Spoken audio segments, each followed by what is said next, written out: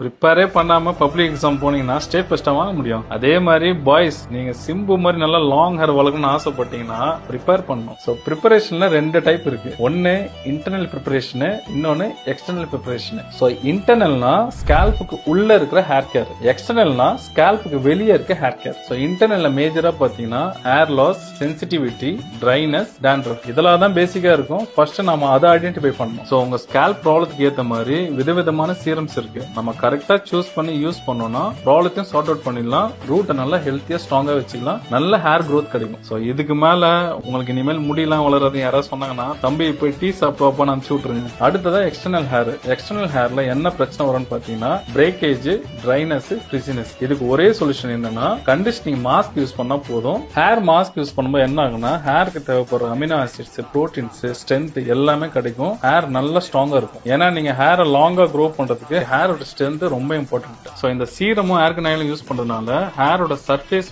நல்ல ப்ரொடெக்ஷன் கிடைக்கும். சோ கடைசியா ஒண்ணு ஹேரை நல்லா லாங்கா க்ரோ பண்ணணும்னு ஆசைப்பட்டீங்கன்னா நல்ல ஷேப்ல ஹேர் கட் பண்ணிட்டு க்ரோ பண்ணீங்கன்னா பாக்குறதுக்கு நல்ல ஷேப்பாவும் அழகாவும் க்ரோ ஆகும்.